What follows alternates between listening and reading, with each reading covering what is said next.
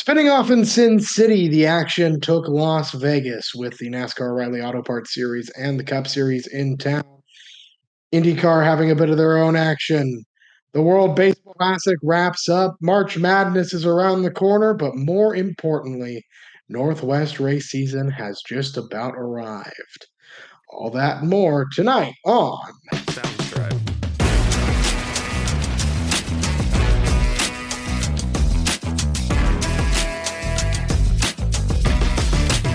Welcome back to the Announcer's Curse podcast. I'm Derek Totteroff. I'm Ben Iman. And I'm Caden Barksdale. The Vegas weekend has come and gone, and portal references are a little too stale for this audience. Howdy, folks. It's late at night. I'm a little bit sick, but we're here and ready to talk about some racing and baseball and Yes. a little bit of hockey and more racing and maybe other things too. Maybe. Yeah. This episode is going to be coming out a day late. Yeah. Derek and Caden, you guys had fun with the Xfinity guy. We did. Without your internet for a day. So apologies to Ryan Clark and anyone else who may listen to this podcast consistently while you're Mostly getting it a day Ryan. later. Mostly Ryan Clark. Mostly Ryan. Yeah. We understand that, Ryan is a regimented 90-year-old man, and when he doesn't have his habits and his routines, he gets grumpy. So apologies there, Ryan. Apologies. But other than that, we're happy to be back. Vegas has come and gone, and it was a action-packed O'Reilly race and a snooze fest of a Cup race. Happy to get into it with you guys. The O'Reilly series, welcome back, Bushwhacking. Kyle Larson drives the 88 machine for Junior Motorsports to the win, picking up his first win of the year, coming in the O'Reilly series. This is the third straight win in a row for Junior Motorsports and makes it 5 out of 5 to start for Chevrolet. So a good season so far to start for the Bowties, which is to be expected. They just vastly outnumber the rest of the field. But it was a good run for Kyle Larson. And I don't know if you guys saw the video on social media of him going to victory lane and then frantically running to his hauler to get ready for the high limit race that he was running that night for the new Interstate Batteries high limit series. Okay. As they pick up a new title sponsor. Other top finishers of note, I think, from this race as we kind of get into it. Third place goes to Sheldon Creed, continuing his good run as a start the season. Second place to Chase Briscoe. Welcome back, Bushwhacking, Chase Briscoe. Yeah. We stand Bushwhacking here at the end of this podcast. Okay, so no, we don't really, but we could talk about that. Surprised. Okay, here's what I was going to say. I didn't have Brent Cruz out of the car much this year. Like, it was my understanding that he was going to miss the first two races. They were going to have Gio Ruggiero run the races because he wasn't old enough. He wasn't 18 yet. And now that he's turned 18, I thought it was, it was just going to be a full season of Brent Cruz in a JGR car. Mm-hmm. So I was a little bit surprised when it was announced that Chase Briscoe was running this race, especially at Vegas. Like, sometimes like I understand why the kids get booted out of the cars like at the road courses because they want to give Briscoe or Hendrick wants to give William Byron another shot to at mastering Sonoma like that before they run it. You'll remember he's not 18 yet. Is he still 17? Oh, he's still 17. Okay, so he can't run anything bigger than a mile at this point. So really, that's why Vegas was out. Yeah, you have to be 18 to run anything bigger than a mile. That's weird. Notably, Cruz is actually out this weekend as well. Christopher Bell behind the wheel, the number 19 at Darlington. So then after Darlington, he will be, I'm assuming full time. Like I thought that was the whole point of letting Eric Almirola fade slowly into the sun. I don't think we've talked about this much in detail before, but what do you guys think of Bushwhacking just in general? Is it good for the sport? Derek despises it. No. Why? I'll let him take that. I'll let him take that. Bushwhacking, maybe it's because I was a fan when it was in its heyday. Bushwhacking incentivizes good driving, and it makes races mean less. Kyle Busch has over 100 Xfinity Series wins, and they come from just showing up and blowing the field out of the water. And it killed the feeder system for years. We stagnated up series because the feeder system got murdered by all the guys just going down and dominating. I truly believe a driver like Justin Allgaier has a cup career without bushwhacking. I think we're in a decent state for a while. I understand wanting the cup guys to run some more races. 4 to 6 is, I think, the max we should ever go on races they're allowed to run. Now they can run 10? Why? Yeah, that's fair. I'll play devil's advocate here. I'll take the flip side of this coin and why I think it can bring value Okay. to the O'Reilly Auto Parts series. Thing number one that I think helps it provide value is essentially the Cup guys are the biggest guys in NASCAR, name wise. If you ask I won't even say the average NASCAR fan. If you ask someone who, if they've heard of NASCAR or have maybe watched a race in NASCAR, if you were to ask my dad, Yeah. there's a good comment. My dad does not watch much motorsports. If he could name a NASCAR driver, obviously he can tell you who Dale Earnhardt Jr. is, kind of thing, and like we can get through that. But currently, like he told me, I had this conversation with Derek recently because like he knew Chase Elliott. Okay. Makes sense. Most popular driver. You know, he could also tell me there was one, I can't remember who the other one is. I think he knew Joey Logano because the one race he had been to in his life, Joey Logano won.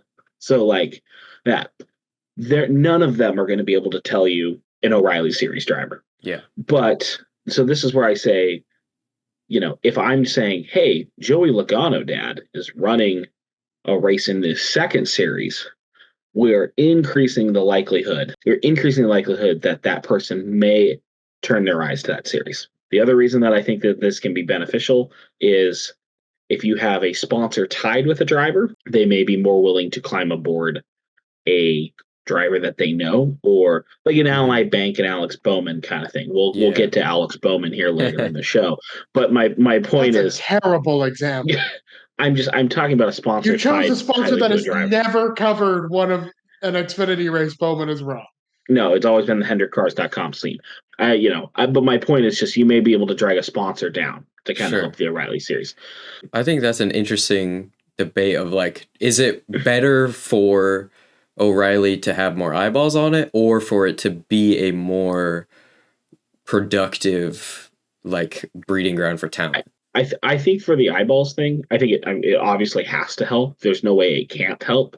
But I think the biggest thing that NASCAR has done to help pass the eyeball test and get more eyeballs on the O'Reilly series is give them their own dedicated network. And I know the CW has had its kind of issues coming on. You couldn't really stream the races last year. They still can't stream the races. So there's some hiccups. Yeah. There's been times where people have been talking about in their local CW market, the middle of the race has been cut off for reruns of Family Feud because they hit a certain time and the network was like, we're done. Yeah. So, but giving it its own dedicated network has been good. But, you know, I think we talked last week kind of about how if the O'Reilly series, you can judge if you're a good driver, if you can hang with Justin Allgaier. Like we talked about that. Yeah. Here's just more chances to sharpen your knife. Here's more chances for Jesse Love, for Sheldon Creed, for Austin Hill, for Sammy Smith, and down the line to sharpen the knife. And, you know, if you've got Chase Briscoe in the rearview mirror, if you've got Christopher Bell in the rearview, Carson Hocevar, just, you know, a couple of things, then that's a really good opportunity for you to kind of test, okay, can I hang with this guy? And sometimes I will say some of it also comes from, it also depends. We talk a lot about the Hendrick guys going in bushwhacking. We talk about Kyle Larson. He's running a JR Motorsports car. You know, we know that's good equipment. If one of the JGR guys hops down and jumps in the JGR O'Reilly car, it's good equipment, whatever. But the one that I like to reference for this is Carson Hocevar running the first two races for Young's Motorsports. You know, a team that it has kind of flirted with being full-time. They were full-time with Anthony Alfredo last year. They're full-time this season. They are full-time this season. Yeah, it's just not the 42. So, but I'm sure that was, you know, an infusion into their IV drip because all of these smaller teams struggle at times. How many times, you know, Derek and I can see on social media, and Caden, as you've dipped more into the NASCAR waters, I saw it this week, Joey Gase Motorsports. Hey, you know, we've got an opening for Darlington. If anyone wants to help us run a throwback or interesting, you know, here's my email. Wow. So I'm saying is like sometimes we talk about guys that we interact with at the local level, drivers we interact here, in the Northwest, calling and bagging sponsors and trying to get they're doing it at the national level too. This is not just a regional or local thing. But so I think there's definitely something to note there of if you can get a Cup guy to come down.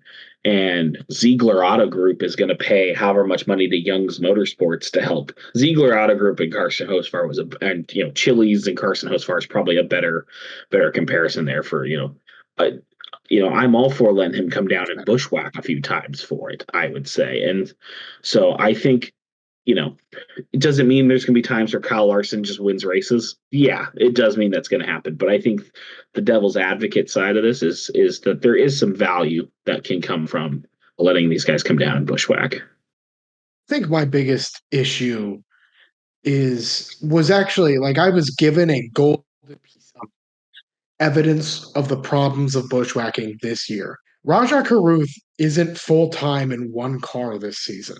He's splitting time between two cars because his team is replacing him with Cup Series drivers. That's fucking absurd. Sure. You're telling me that a driver who's here to develop his skills with you doesn't get a full-time ride in top-tier equipment because you want to put some Cup drivers in. Yeah, but I mean, Junior Motorsports is preparing that Jordan Anderson car. It's not, it might be coming out of the Jordan Anderson shop, but I mean, there's definitely a strategic partnership to that. They're not throwing it to the wolves entirely. But they kind of are. They aren't. There's a Hendrick Xfinity team now. Maybe before, but there is a Hendrick Motorsports Xfinity team created so this doesn't happen. And it's fielding Corey Day. You're telling me that Hendrick can't field a second car for his drivers or can't find a car without taking up other rides. And this, for the record, is not even just the Rajah Caruth problem. What the hell is happening with the car? We think Caruth got it bad. Carson Kvapil has 3 cars this season. And by the way, that DGM car is not getting the support that Jordan Anderson car is getting. It's not completely left to the weeds, but it is not getting the same level of support. He's running the 1, the 9, and the 92 this year. Is that the breakdown for him? Yep. Yeah. Which I mean, I will say I'm happy to see that Kvapil was able to stay full time and has the backing of sponsors with Junior Motorsports, because there was concern that he wasn't going to be able to stay full time. He made a championship 4 run, and we're talking about him losing his full time ride. And it's kind of ugly and gross that they're pasting it together as best they can. Yeah, I want to emphasize he did lose his full-time ride. This isn't the same situation as Rajah Caruth, where Junior Motorsports came to a conclusion. TDM stepped in to give him these extra rides. Carson Kvapil was in a shit situation this year. Yeah, he definitely got help. He got help dealt the bad hand. And, with all the Hendrick drivers taking up the seats in the 88 this year. And I'm kind of surprised that two of the Trackhouse guys, and Chastain and Van Gisbergen, go to the 9, but Zilich goes to the 1. The whole, but this is a complete summary of why the O'Reilly series has struggled, and it is how the financials are back assward. You know what I mean? And it sucks, that we have, we're valuing, does a driver bring a sponsor with a check more than can the driver drive the wheels off the car. Now, you're starting to see hopefully some of that turn a little bit more, but that is the state of the series at this point. So I don't know. We're going to see more bushwhacking at the end of the day, whether we like it or not. And so I think you just hope that it doesn't affect, the drivers you like. Turning back to Vegas, I guess after this weekend, Justin Allgaier came home in 4th, Sammy Smith 5th. So Junior Motorsports came to play in the desert. 6th place finish for Jesse Love, who was my pick for the race. 8th place to Corey Day. Corey Day has wrecked out of the first race and finished inside the top 10 every other week after that.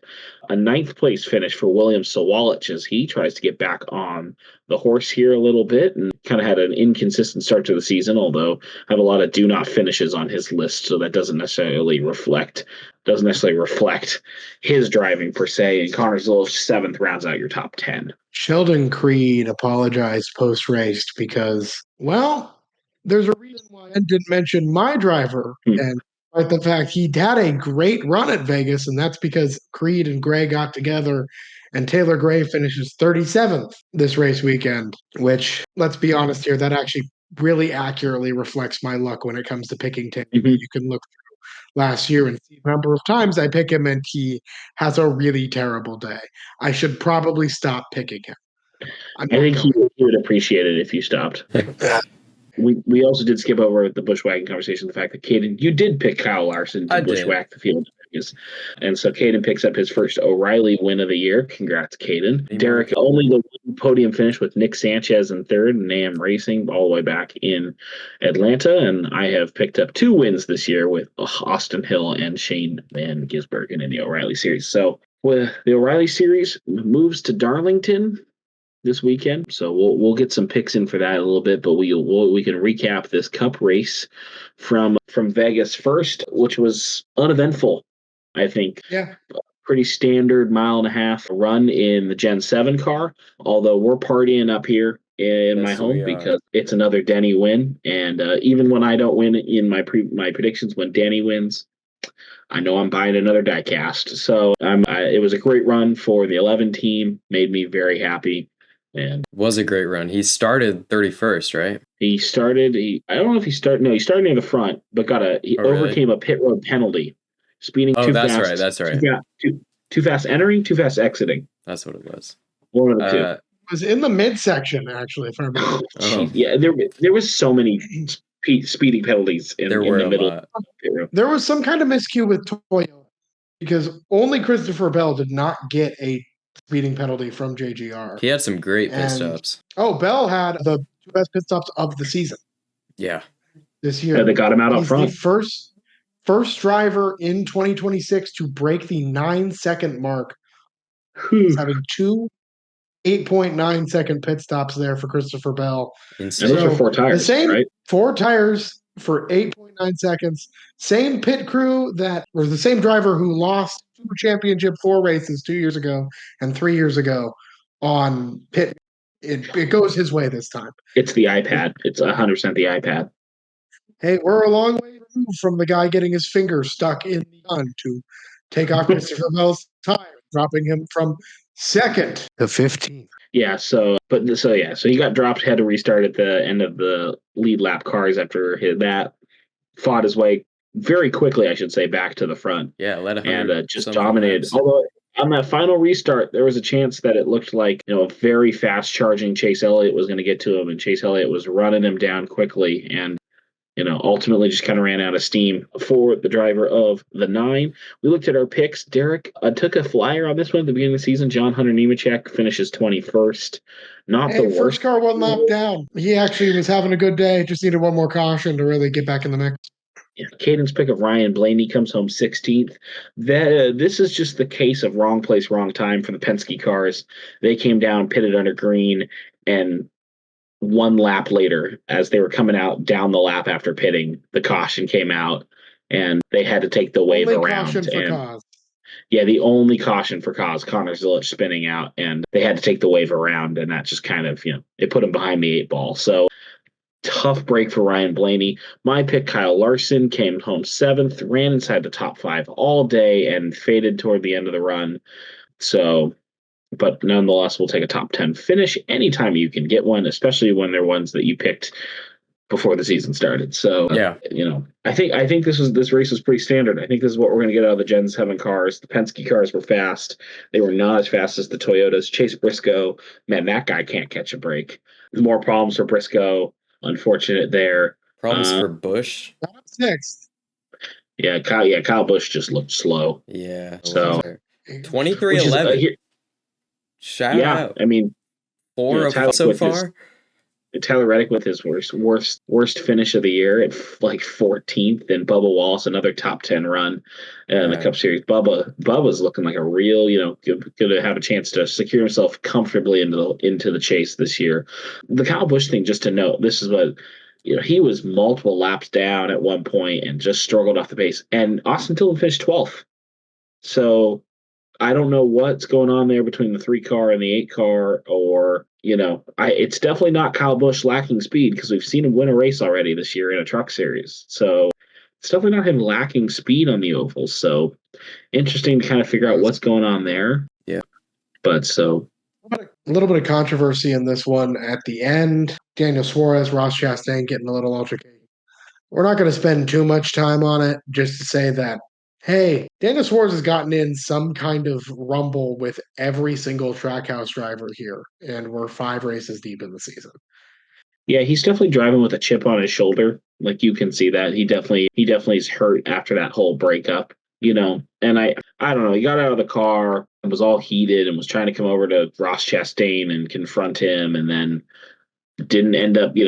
Some PR person stepped in between the two of them and essentially, kind of forced them away. And then, he, made the comment about how, well, you get in a brawl and your sponsor doesn't like it, and you get fined $50,000, to which Ricky Stenhouse Jr. did correct to $75,000, as he would know. I wonder if it was only 75 because it was the All-Star race and it didn't count for points. Yeah, I don't know. This is a big nothing burger. I don't think anything comes of this. I just think, look, I don't think Daniel had his best run at Vegas. And I think Chastain is trying to figure out the Trackhouse cars this year. I think Chevy in general, that new body, we haven't talked a lot about it, but they got a new body this year, and we figured it may be kind of a slow start. It may be a little bit of time for them to kind of figure it out. And how do you readjust your notes? How do I redo this? How, what is going to be affected by that? So I still think we're seeing that a little bit from Chevy. It's not saying they've run poorly. You've still seen the Hendrick guys up front, as long as it's not the 48 car. But yeah, Justin Allgaier drives for Alex Bowman in this one. Comes home mid-pack 20th. I think he's 25th, 26th. Never really was a factor. It was announced that Alex Bowman will miss 3 more races following Las Vegas. So he'll miss, well, just so we'll have that on record, he will miss Darlington, Martinsville, and Bristol. Justin Allgaier to drive the car at Darlington. So he still continues to suffer from vertigo symptoms. Hendrick Motorsports says that they're following all the protocol and advice provided to them from the in-house, from the team doctor, essentially, and are prioritizing Bowman's health. That's good. It's good, and it's what needs to be done. And we miss Alex Bowman, and we want him a speedy recovery so he can get back in his car. But I think, and I have to correct the record, because I said it wasn't related to his concussion and that incident, because that's what I heard from Mike Joy, and then Mike Joy had to correct the record after he was corrected that it was related to the incident. That kind of spurred a lot of this on. NASCAR doesn't have an injured reserve, because it doesn't really happen like that. But I wonder if we've talked about it, kind of ad nauseum a little bit here. But I kind of wonder if we've seen Alex Bowman race a stock car for the final time. It's becoming more and more possible, it seems. And guys have missed big chunks of the season before. Kyle Busch, missed a big chunk of the season and won a title that same year. I'm not saying that's what's going to happen here for the 48 car, but that would be crazy. Missing the win in your in system that worked out for Kyle there. Yeah, that would help a little bit. Do you think he's going to get Chase ruined that? We got to go back. We got to go back to winning your in. No, I'm not going to. No, I'm very happy so far. I'm happy that it's March and we're having to discuss point holes that people are in, and Briscoe and Bowman are going to struggle. And those are drivers that I thought were going to be in the playoffs, that I'm not saying won't be in the playoffs, but, there's a chance they won't be in the playoffs. I keep saying playoffs, and they won't be in the chase. And, that opens the door for someone else to potentially slide on in there. Right now, AJ Allmendinger looking great, so. Yeah, but I worry about Alex Bowman. So Justin Allgaier drive a car at Darlington. Kind of the only thing, I think that's really the only note from the Cup Series heading into Darlington. Trucks return as we go full steam ahead for this 3-class weekend. It is not throwback weekend officially. It is. Teams are encouraged to participate in throwbacks if they'd like to, but it is no longer the throwback weekend. I think this is the right choice, and here's why. As much as I love the throwbacks, people had kind of talked about, we'd kind of run through a lot of them. There's only so many throwbacks that we can do. And a lot of the time, the throwback was, I'll use Christopher Bell as a good example. It was a throwback to a sprint car. One of the guys that helped him early on in his career, taught him, and was kind of like a legend in Oklahoma sprint car racing. So it doesn't have any significant meaning to the average NASCAR fan, but it means a ton to him. And I liked that. That's But, cool. We also talked about, Chase Elliott's Unifirst last year. That was a throwback that was so badly butchered that you would have never noticed unless someone pointed out, well, you see, there's what the throwback is. And you can talk to a lot of these car designers and the guys who design these schemes and how much the sponsor input can kind of play. So, here's a good example of JR Motorsports is bringing a regular old Daniel Suarez paint scheme, a regular old Michael McDowell, and potentially the greatest throwback of all time in Carson Hocevar's Chili's car, which is a Wrangler Dale 2 throwback. The blue and yellow before he became the 3 car, before he became the Goodyear or the good wrench. My bad. It's late. So it looks incredible. There's some other good ones popping up. I'm sure we'll see some more. I like this because Brennan Poole's got a great one. Brennan Poole has a great one every year. I think the only thing that I'm disappointed to is we won't have the throwback scheme competition, which I know was a big thing inside the graphic designer circles. They all really competed for that, and it was a big deal for them. But yeah, I think it's a big deal that it eases if you, instead of being forced to do a bad one, you can just do a good regular paint scheme, and those who want to do good throwbacks can do good throwbacks. So Best one for me is Dean Thompson's 20 Dean's is pretty good. Dean's is pretty good. If you haven't had a chance to check it out, I think Dean's got a great one. I like Brennan's. Carson's look good. Those are the only 3 that I think I've seen really up close, or I've seen good renders of. So waiting to see more. Yeah, let's get into it. Trucks. Ram trucks returning. I've had a couple of weeks off here tackling Too Tough to Tame in Darlington, which is one unique track, one that's hard to conquer. In fact, only 2 drivers in the field have ever won at this racetrack before. Both of them, I'd say, realistically able to win this one.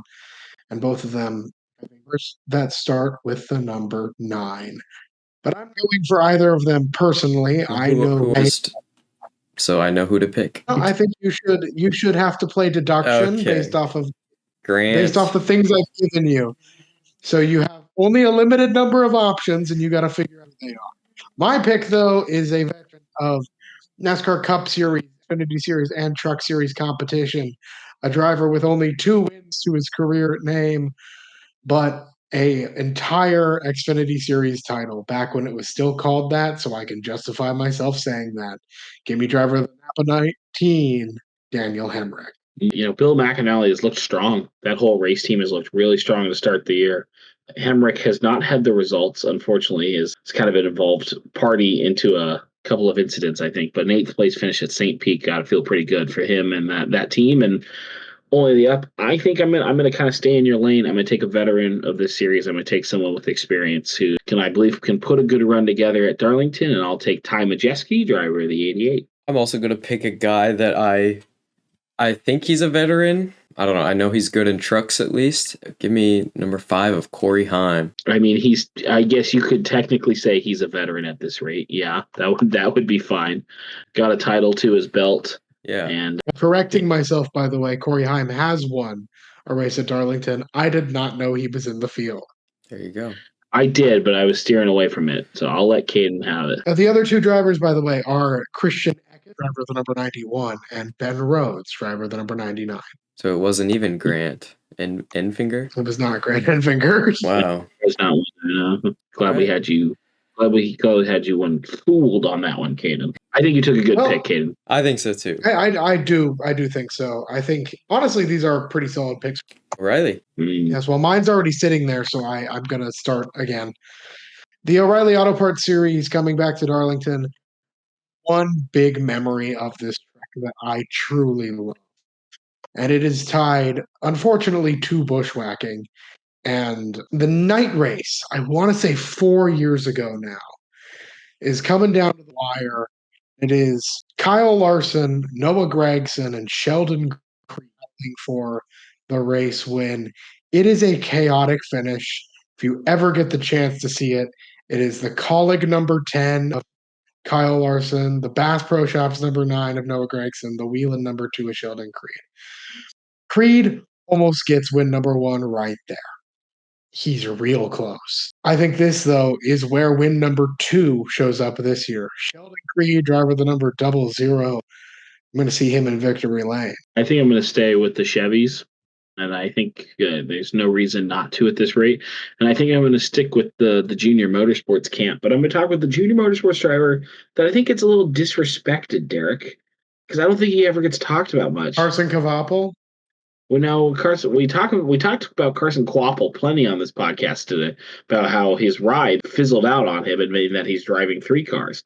No, well, sorry, you just said a driver doesn't get any respect, and I assumed it was. Okay, that's fair. No. Carson Quapple, great choice, short track racer, obviously. Justin Allgaier, we talk about Little Gator a lot, but no, I'm going to take the 8 car. Give me Sammy Smith to bring it home at Darlington. Okay, do I do it? Do I take the easy pick here? Because Kyle Larson is running this race. Of course he is. But I don't know. If I won't. That's a boring pick. In fact, I'm not even going to pick a Chevy, I think.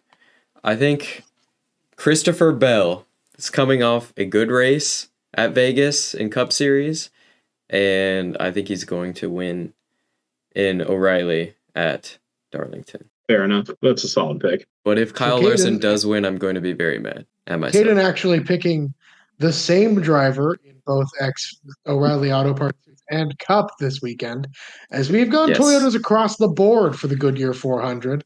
I've gone with my good friend Dennis the Menace. Ben has Chase Briscoe, and Caden has Christopher Bell. It's your look ahead to the Darlington weekend and a wrap up on our conversation about NASCAR this week, which brings us to a big sporting event. World Baseball Classic wrapped up last night. Well. It is not the U.S. U.S.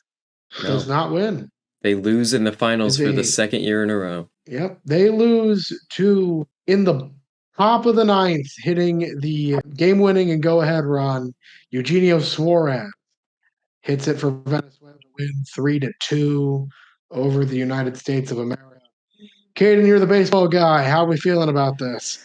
So, like I've said before, I haven't followed the World Baseball Classic itself super closely ever, but I can speak more to my thoughts on Gino just as a player and the fact that the Mariners kind of let him go last year. I don't really know if there was an opportunity of re-signing, if that was ever on the table, but they let him walk. And my hot take, I don't know how hot it is, but I am not mad that he is not going to be a Mariner in 2026. He hit like 50 something home runs, I think, last year, but he also has consistently been one of the guys that has the highest strikeout rate in the league. So he's very hit or miss. He's, what do they call it, 3 true outcomes player. So I don't like that. I like I mentioned this earlier in one of the baseball segments. I like guys like Brennan Donovan, who you know what you're going to get day in and day out. Their approach is very level. It's going to be consistent.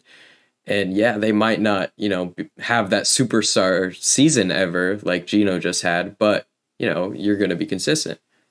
So I don't know. Love Gino, great guy, and I hope all the best for him, but I am not sad that he's not going to be a Mariner. The question I would ask is, would it not be valuable for the Mariners organization? This is coming from someone who, again, knows nothing about baseball, to have, very nicely put, someone who's actually won something on board. You need a player who's good in the big moments, who can shine. And I remember your reaction to Jorge Polanco being the one to lift up the Mariners last year in the playoffs, being, what do you mean? Like, it's not a dig against him, but it's kind of a deal of, but at the same time, this is a pretty big stage, fighting for your country in these sorts of deals. And I don't know, I guess I saw Julio Rodriguez pop up and do quite well with the Dominican Republic, and Eugenio Suarez wins with Venezuela. Cal Raleigh didn't even get to play the final 2 games for Team USA because he wasn't contributing whatsoever. I think this is more of a right place, right time type of thing with Gino. Again, like Ben said, he did not perform super well in the playoffs for the Mariners this past year. Okay. So I don't know. Again, love the guy. Wish him all the best. I think Venezuela winning the Classic is awesome. Yes. I just think because I think so many people walking into it, I think we were all kind of like, it's going to be Japan or it'll be Team USA. Yeah. Or, and I think, the Classic gave us some awesome storylines of Italy. Team Italy making this amazing run, this Cinderella run. Yeah, best story tournament.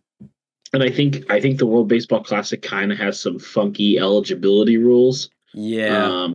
Which is smart but I mean, it's how we get Puerto Rican legend Seth Lugo or, Puerto Rican legend Austin Kelly, I think. So it's, it's kind of like Team Japan legend Lars Nootbaar. Right. So which is great. I mean, Team Italy. Don't forget legendary Dominican Republic catcher Austin Wells. Sorry, that's the one I was trying to come up with. Not Austin Kelly, my bad. Austin Wells. Yeah. The thing we have to keep in mind is literally every player in Team Italy was born in the United States. So yeah, it's a name, so it's okay. Exactly. It's a fun series. I love that it's happening kind of more regularly now, and me too. Because people were kind of worried it was going to go away there. Yeah. For a while, and then it was it was the last time the Team USA won it, the active MLB guys didn't want to play in it, so it was old man Adam Jones and co. Yeah.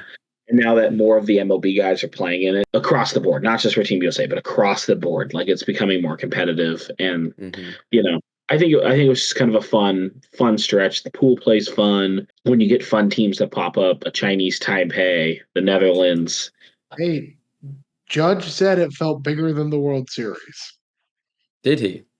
Yeah, I think that's a lot of talk. I personally, I think that's probably a lot of talk. But maybe it's probably a lot of talk. But it's an example that opinion isn't laughed out of the room. Yeah, sure.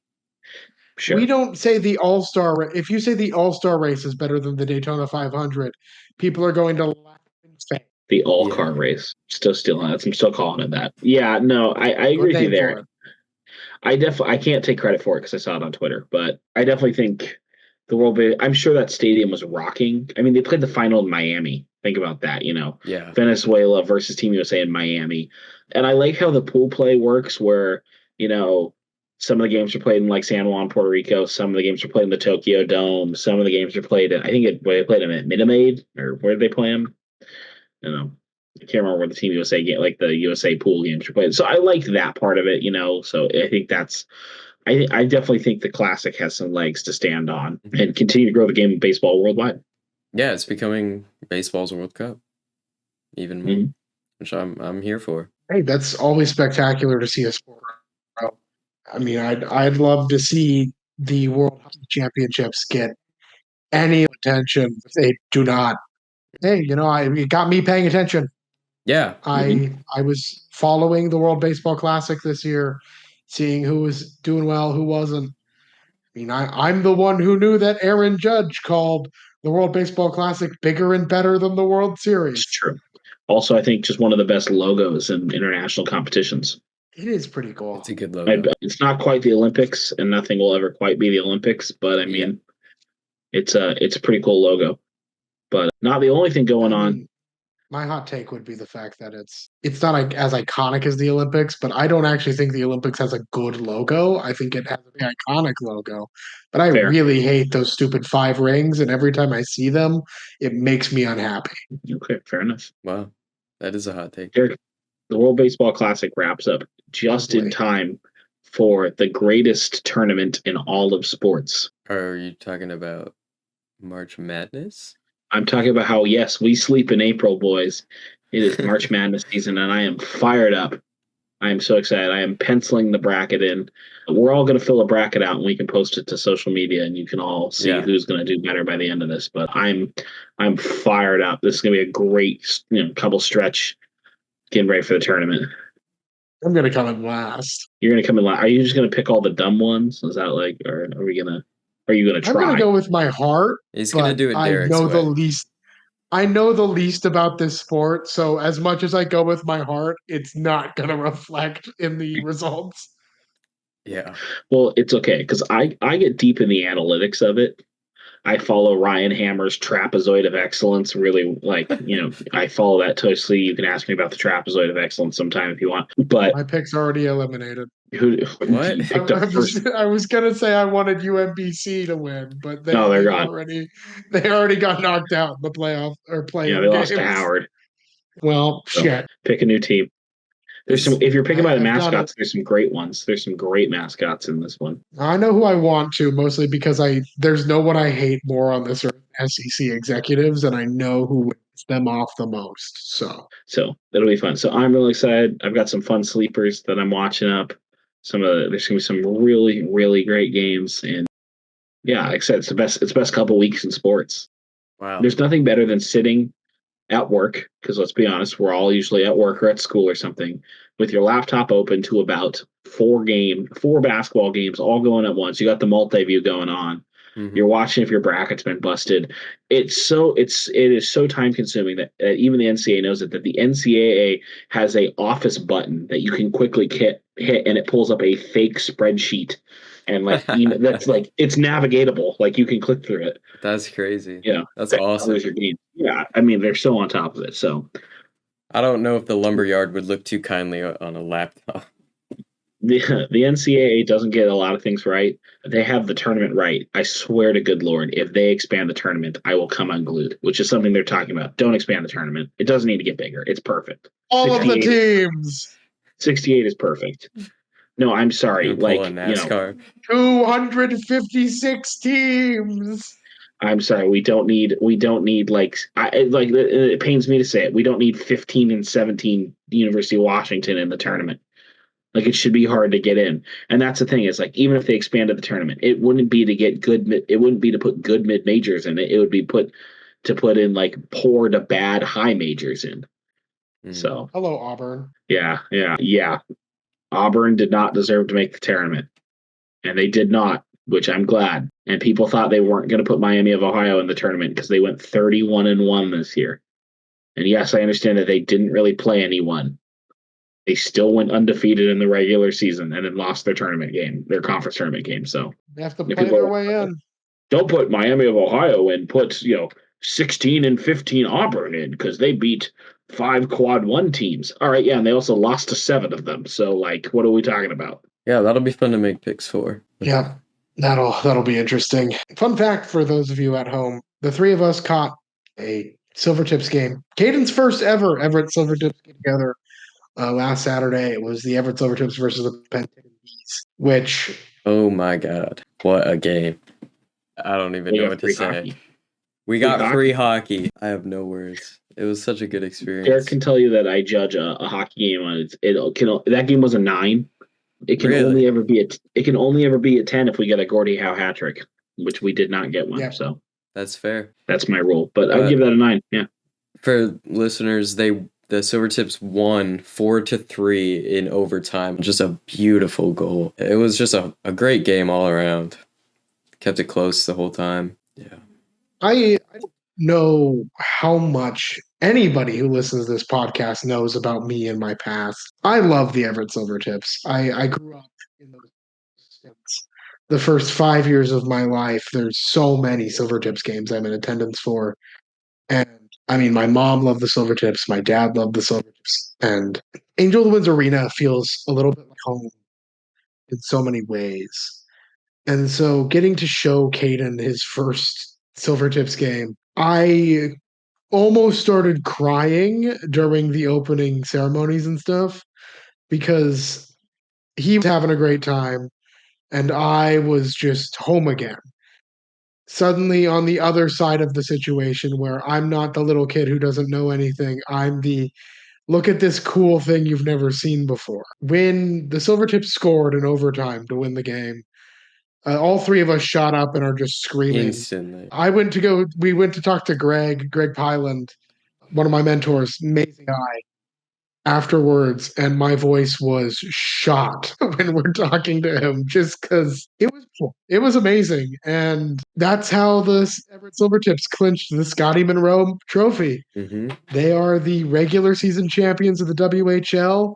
The day afterwards, they would go on to beat the Portland Winterhawks in Portland and officially lock up their winningest season in program history. So, hey, this is a team that cannot, for the life of them, figure out what to do during the playoffs.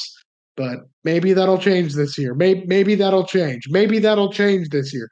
Maybe that'll change this year. Maybe it can finally change this year. I Can we at believe. least not lose to Seattle or Portland? At this Yeah. point, that's all I'm asking for. Just not those two. Preferably Fair ask. Vancouver either, but just please, please not those two. Fair ask. Shout out Derek for picking that game to go to. Could not have picked a better one. Oh man, we're the three of us will try and make our way to a playoff game if we can, because And you should too. always support your local sports teams. Yes. And the are such a great organization, who do so much and in the community, and have left a undeniable impact on the city of Everett. Go Tips. Tips. Before we go, Ben, did you have some Northwest racing you wanted to briefly? Yeah, the preview? season's coming right around the corner. We're less than, I think by the time you'll be hearing this, it'll be about 10 days to go from Evergreen Speedway's season opener, and that gets the ball rolling in the rest of the Northwest with Apple Cup right around the corner and Skagit and Deming Speedway getting fired up. Lots to come. I think next week we'll kind of maybe do a little bit more of a plunge into a more deep dive, but a couple of things I'm really looking out for this year. If there's anything Derek wants to chime in or Caden you have that you're looking forward to. The first one is I'm really looking forward to Braden Wager finding success, not on asphalt. This was one that I heard about, had a chance to talk to him briefly about, but I'm very excited about returning to dirt to run with the Northwest Focus Midgets at Skagit and at Deming. He is going to run the full Legends slate at Evergreen. So those races will not conflict with the INEX Legend campaign. But Braden Wager's, a Clay Cup champion, kind of thing in the junior card, junior days. So he knows what he's doing behind the wheel of one of these, and I'm really looking forward to see what he can do. Might have to claw my way out to Deming a little bit this year on the Friday nights, see the Northwest Focus Midgets run. So I'm really looking forward to that. That's something that immediately jumps off the page to me. We had our first practice day out at the Speedway, and for those who were willing to brave the snow in the morning, they were rewarded because the sun came out and the track dried. So I have to give a big shout out to all those. We had a chance to do some media stuff, talking with a lot of drivers. Vibes are good. Yeah, of course they are. Season's just starting. Everyone feels like they have a chance. You're not out of it yet, of course. For me, the other big thing I think I'm looking forward to is we're looking forward to see where this Northwest Tour goes. The Cars Tour, Spears Cars Tour West, Northwest Pro Late Tour, or the Northwest Tour. We're calling it that again because it rolls a lot easier out of tongue. Opening up here with the Apple Cup in Tri-Cities. I believe they're opening up the Apple Cup. So yeah, it's going to be really interesting. I'm really interested to see who's all going to that race. And, we obviously Evergreen Speedway is opening our Pro Late, the Speedway Chevrolet Pro Late model campaign at the end of the month with opening night number 1. So yeah, I'm really looking forward to seeing it go. I guess, okay, if I have to make one bold take, a driver to break through and win for the first time in the Cars Tour Northwest Tour, I'll say will be Andrew Reel. 3 names. That's what I'm going to give you here ahead of the Northwest season. Give you 1 outlaw, 1 pro late, 1 super late. Firstly, Brian Clark. I mean, he listens to the podcast, so turn it off. Brian, I'm going to talk good about you, and you're not allowed to hear that. Brian's the defending champion of Evergreen Speedway. He knows how to run consistently, and he's aiming higher this year. Not only does he want to running here at Evergreen, do every race he can, but chasing that 3-hour title. He's an aggressive driver mixed with it's aggression and talent. It's both. And I do genuinely believe that much like the Weezer guy in the background of King's video, that talent's going to start to shine through the rest of the adversity. Nice. I think Ryan, it's so weird saying good things about your friends knowing they're listening to you. I think Ryan has a real true and honest shot at becoming the best finishing Washington driver in the history of the 3 hour. I think he has, for lack of a better term, I'm going to start sounding like a man from the 1880s, spunk and gumption. That's okay. Ryan gets it. He grew up back then. And he grew up with me. Those two things will certainly help him. I know he's really excited to get his moving pictures back for Media Day, but he's got a shot. He's ambitious and wants it. That's the start. Prolate wise, my prediction for a driver on the Northwest Tour to break through and get their first win this season is crazier, but that's my whole deal. So Kyle Lang, I think can do it. I think he's got a new partner. He's got new things aboard this number 33 car. And while I don't like how it looks, I'm sorry, Kyle. I'm an honest guy. It's hideous.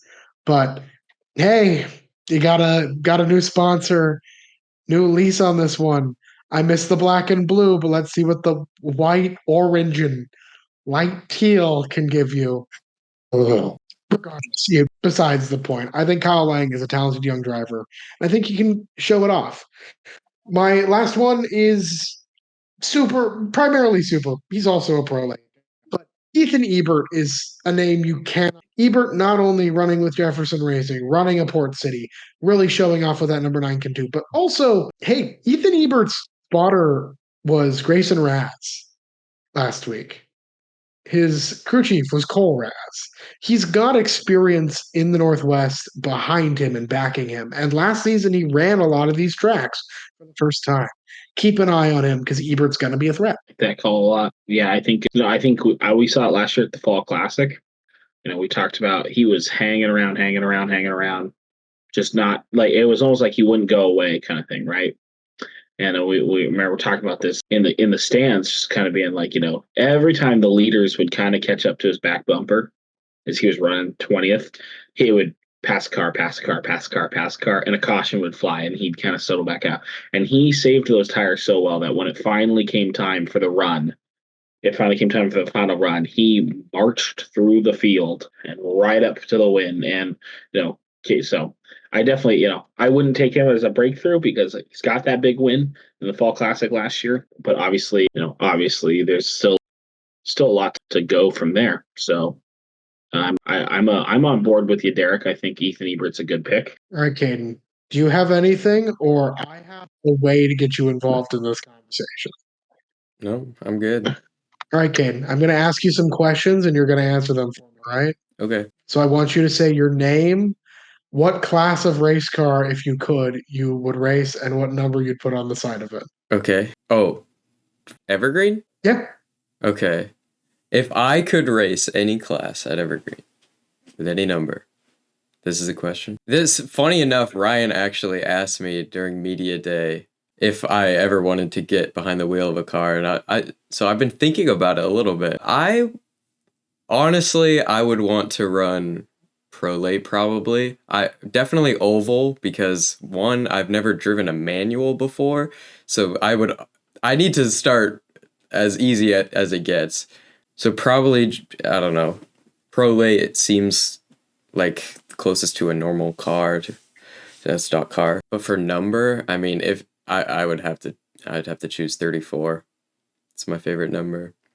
So, okay. Yeah. If you're trying to learn a manual, I ask the same question as someone who also has never driven a manual. Derek can't understand us because he drives a manual every day. Yeah. 3,000 miles, baby. I was going to say, actually, your best case, as I've had some people tell me, is probably drive a Stinger. Because you pretty much go from first to second is what I've been told, and I'm sure you might have to go up more potentially, but I wouldn't. Sometimes you might need third, but it's pretty much straight down. In second, I was in third most of the time. Second to third, it's like one shift on the restart, and then as you're learning is what I was told. But I would be happy with anything. All right, Caden. Mm-hmm. Next question. Can you spell your first and last name for us so we just have it down? We have it all. I see what's happening. Yeah, you see what's happening. I see what's happening. Yeah. CAD. No. Yeah. Can I have the last four of your social security number and your date of birth, please? I can go get that. I know where it's true. It's on my desk. It just sits on your desk? It just sits on my It desk. does. You just leave your social security card on your passport? And passport. So okay, we need to have a deeper talk after this episode about... Yeah. I'm a very trusting person. Okay, next thing. Yeah. The Xfinity guy could have gotten that. He wouldn't go in my bedroom? Yeah, you don't know. He wakes up when the door moves, I will say. I guess you were in the room asleep. Oh, I was. That's true. You were home. You were asleep. Next question. Yeah. You've heard Ben and I talk a lot about various events this year. You've heard me talk about events across the country. You heard Ben talk about events in the Northwest, just in the West in general. What is one race you really want to see this year? Ooh. Well, the realistic answer is I'm actually really looking forward to this Apple Cup thing that we're probably getting to go to. I think We're definitely going to see the Cars Pro Late Night. Okay. If other factors work themselves out, we will also see the Super Late Night. Okay. I'm looking forward to that.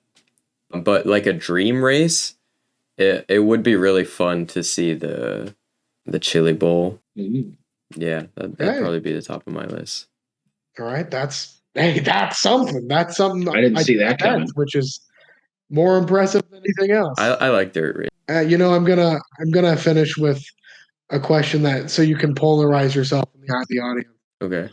What would it mean more to you to win a Summer Showdown race in a super late model, a 60 Minutes of Fear in an Outlaw? That's a really great question. I wonder where you got that. This is a great question. Me personally, it would mean more to I have a step up of this question too. Oh, okay.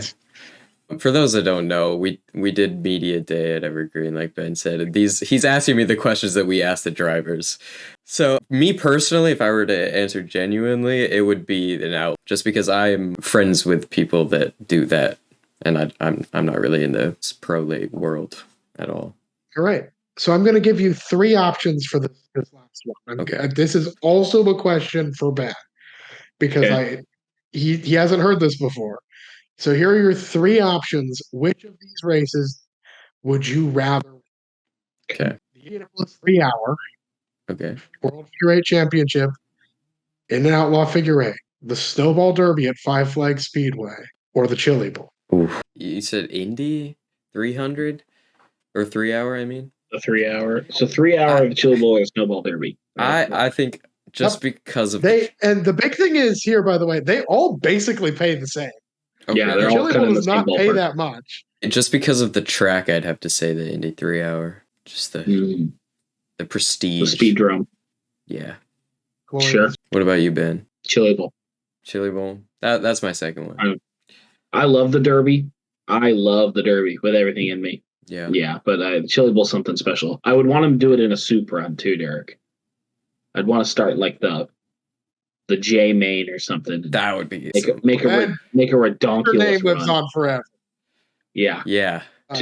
You'd be the greatest winner in the history of that race if you came from a main that deep and won the main. Right. I think the answer for me is the one that most people would expect. I would love to win the Snowball Derby. I will say, as an owner, if I own race cars, I'd rather win the Snowball Derby. Yeah, that's fair. Yeah. But that is the motivated brain. I'll have you know, like a lifelong dream of mine is I want to run a race in Las Vegas where I have 5 cars so I can have someone produce a graphic, which is me laying down a full house of kings and queens that has the faces of my drivers on it, because this is how this invented brain works. On that note, let us know in the comments. I do genuinely want to hear your answers to that question. Yeah. Would you rather win a Chili Bowl, a 3-hour, or a Snowball Derby? For some of you, you're going to say, what's a 3-hour? For some of you, you're going to say, what's a Chili Bowl? And for some of you, you're going to say, I'd rather win the 3-hour, Derek. You just talked about me winning the 3-hour earlier in this episode, and you know that I listen to this show. Why would I answer anything else? We still want your comment, Ryan. We do want your comment. And if you do believe that, I want you to see if you can remember to say those words to me when you see me on Saturday. That's a challenge for you. But from the 3 of us here and our 2 o'clock recording time, my name has been Derek Todoroff. I've been Ben Iman. And Caden Barksdale. Thanks for listening to the Announcer's Curse podcast. And just remember, it's so very cold here.